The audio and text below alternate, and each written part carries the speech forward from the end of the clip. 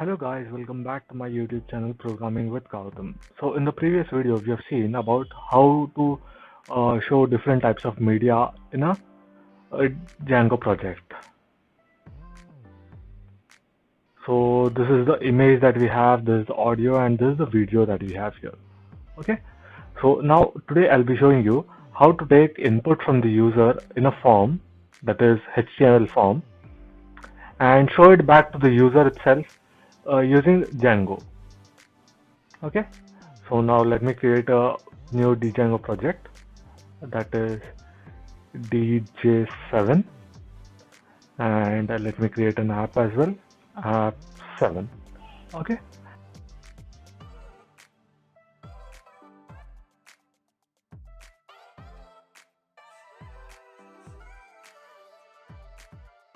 the app is being created here. So successfully we have created the project, guys. Now let me import OS here. Now after importing OS, I'll create a URL, that is path. I'll give an empty path here, followed by comma views dot show index. We'll show this index. Okay, now let me first import views here. Alt enter, import this name, app7.views. Now let me create this, alt enter, create function show index in module views.py. Okay, so now the views is also created here. Now after views is created, so we'll return render function, render request, and followed by a comma index.html. Index.html. Okay, I'm sorry guys, this is render, so render request, so alt enter, create template. Okay, so again I'm telling you guys, this code is completely available on my GitHub profile. If you need it, you can check it out. So let me create a HTML tag here, and inside the body I'll give a form tag, action equals to, I'll just give a hash here. After that, after defining it, we'll give some value there. Method equals to post. So this is the with the help of post method. There are two types of methods in Django, that is get and post. I'll tell you each one in the further videos. So now we are using the post method here. So now we need to add CSRF token. So what is a CSRF token also? I'll be telling you in the further videos. CSRF token. Now I'll take a table and align it to center. Border equals to 5. Okay.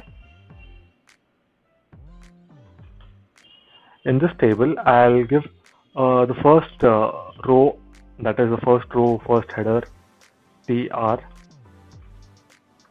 and in the first row, I'll take a table header. In this table header, I'll give student details. Okay. After this, I'll open another table row, tr, followed by a th.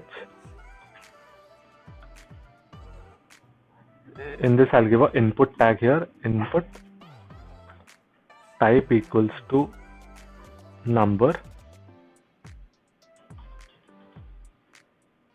and placeholder equals to ID number, required. So this is the you need to enter this, otherwise it will not take. Even if you press on the submit button, you'll get an error there. So that is the reason we are giving the required attribute there. Okay, name equals to A1. So I've given the name as A1 here. what is this A1, I'll be telling you. Okay. After this, I'll also create another same so after this, I'll create the same type of input file that is with the for the name and for the uh, marks. So I'm creating another one and another one here. So here instead of ID number, I'll give name here, and here instead of number, I'll give text here. Okay. Here instead of ID number, I'll give marks. Here I'll give number. Okay. Now I'll change this to A2 and this to A3 here. Okay. When I run this program, that is the project, you can see we'll get this type of data. So there is no submit button here. So I'll create a button here.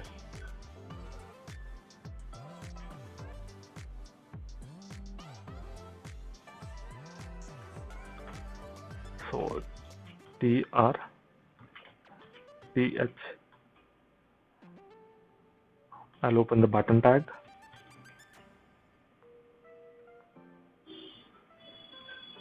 Type equals to submit and close this, and automatically that button is closed there.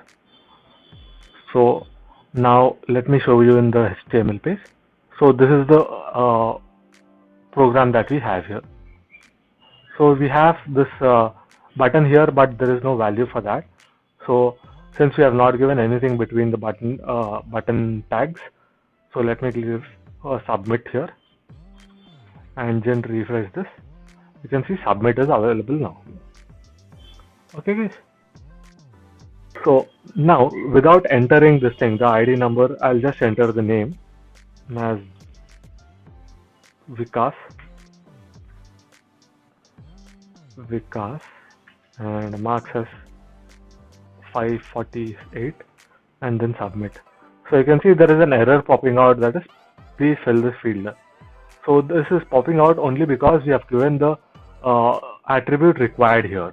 So if I don't give this required and I just refresh this and I just refresh this, if I don't give the ID number, I just give the name as Vikas and the marks as 485 and then submit.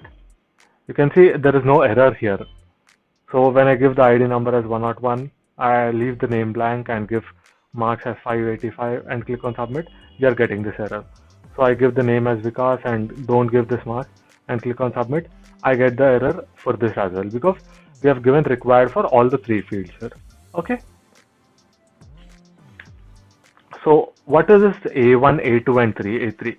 So when I enter this marks 585 and submit, so it is going somewhere.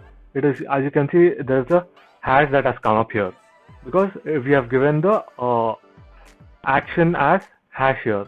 So that is the reason we are getting that thing. So I'll change this to display here. And I'll create a URL with the same name, comma, path, single brackets open, single quotes, display, comma, views dot display, and alt enter, create function display and views dot py. Okay, so this display view is created here now. So in this, I'll take the input from the user. So the user, once the user submits here, that data I'll be fetching in the views there with the help of this A1, A2 and A3. So these are the attribute names, that is the attribute names that we have given there. So with the help of that, I'll fetch the data here.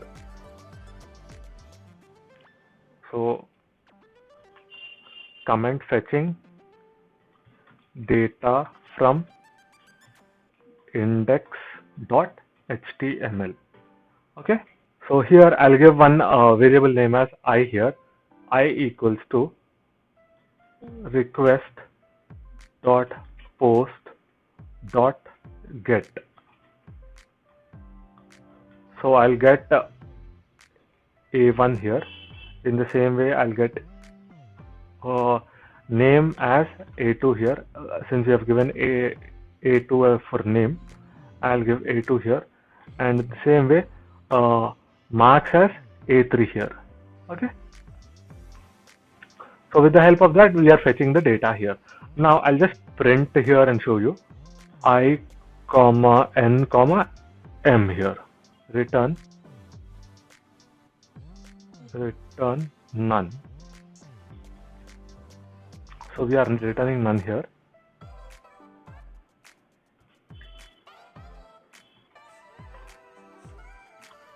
So nothing is there here, as you can see. I'll just click on submit here.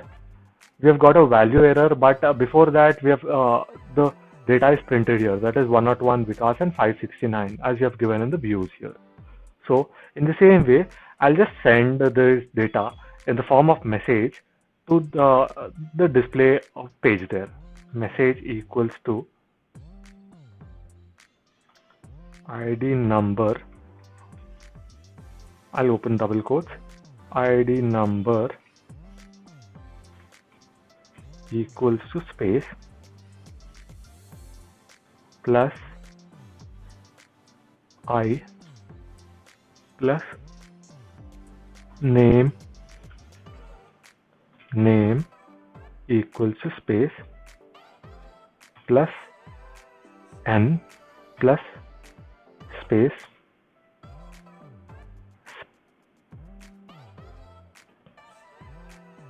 we'll give space here guys, so that will be good.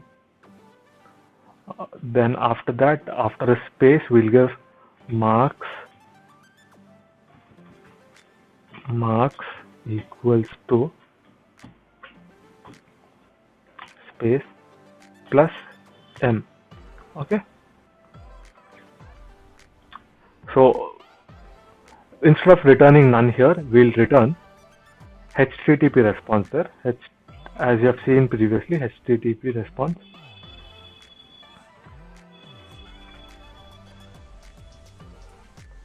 In the form of message. Okay, so we need to import this HTTP response. So HTTP response is imported there. So when I go here and refresh it, we'll be able to see 101 name and marks, the ID number, name and marks here. So let me just open this again, 1, 2. Okay, so we have this particular page again here. I'll give the ID number as 108 Vijay and marks as 99 and click on submit. You can see we are able to get 108 Vijay and marks. So hope you have understood guys why we have also used A1, A2 and A3. In the same way, once we open this particular page, it will be printed here as well because we are printing it in the views here. Okay, as well in the index.html. Hope you have understood why we have used this A1, A2 and A3 to take the data and show it in the views here. Okay guys, with the help of post method, we are able to get this particular data there. Okay guys, so hope you have understood guys. If you have understood, please like, share and subscribe to my YouTube channel Programming with Gautam.